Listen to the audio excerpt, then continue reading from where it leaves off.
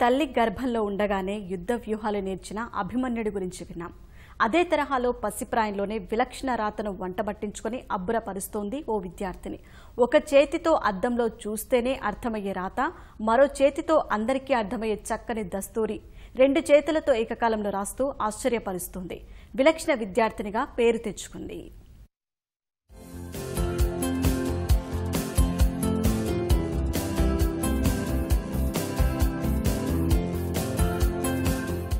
లక్షల మందిలో ఒకరికి మాత్రమే సాధ్యమయ్యే చేతిరాతతో కర్నూలు జిల్లా ఆళ్లగడ్డకు చెందిన శ్రేయ అనే విద్యార్థిని అందరినీ అబ్బురపరుస్తోంది. చిన్నప్పట్నుంచే అక్షరాలను తిరగేసి రాయడం శ్రేయకు అలవాటైంది.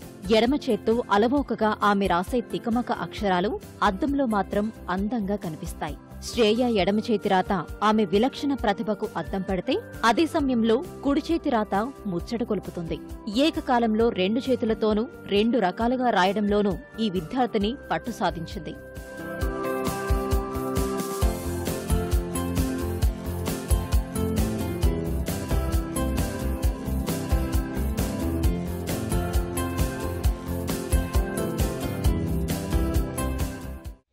నేను నర్సరీలో ఉన్నప్పుడు ఎగ్జామ్ రాశానంట.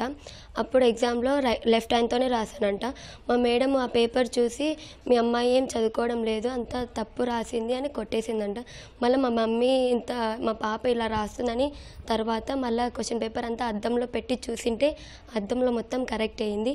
అప్పుడు నాకు మంచి మార్కులు వచ్చాయి. మా డాడీ ఇలా రాయకూడదమ్మా, పెద్దగా అయినాక నీకు ప్రాబ్లం అవుతుంది, నువ్వు రైట్ హ్యాండ్ రాయడం నేర్చుకో అని మా డాడీ కూర్చోపెట్టి నేర్పితేనే నాకు ఇప్పుడు రైట్ హ్యాండ్ వచ్చింది. లేకపోతే నేర్పకపోతే నాకు లెఫ్ట్ హ్యాండే అలవాటు అయ్యేది. నేను రైట్ హ్యాండ్తో రాశాను, లెఫ్ట్ హ్యాండ్తో రాశాను, రెండు చేతులతో రాశాను. నాకు అది ఒకటి ఉంది.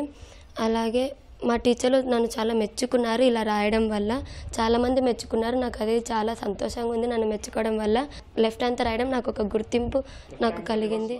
పసిప్రాయంలో తన ప్రమేయం లేకుండానే శ్రేయ రాసిన తికమక అక్షరాలు తల్లిదండ్రులు, ఉపాధ్యాయులను కంగారు పెట్టాయి. పరీక్ష పేపర్ దిద్దేవారు సైతం పిచ్చిగీతలనుకుని 0 మార్కులేశారు.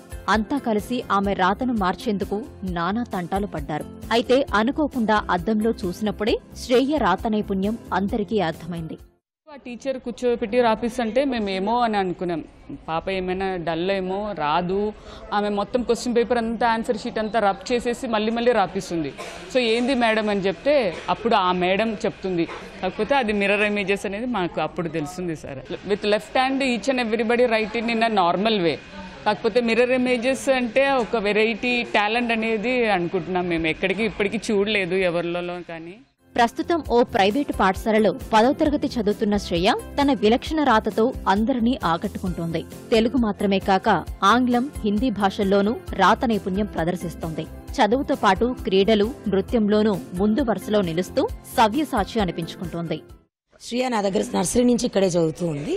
She very mostly talented girl among all the other children. We find her she multi talented, multi tasked.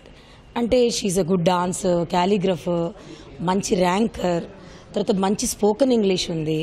And we find her recent ఇయర్స్లో ఇలాంటి ఒక టాలెంట్ ఉండే అమ్మాయిని నా ఇన్ని బ్యాచ్ల్లో ఆ అమ్మాయిని అయితే చూడలేదు. So we encourage her in all the way. వాళ్ళ పేరెంట్స్ కూడా చాలా మంచి పేరెంట్స్, ఆ అమ్మాయిని బాగా ఎంకరేజ్ చేస్తున్నారు. And even we are expecting from her GPA 10 points.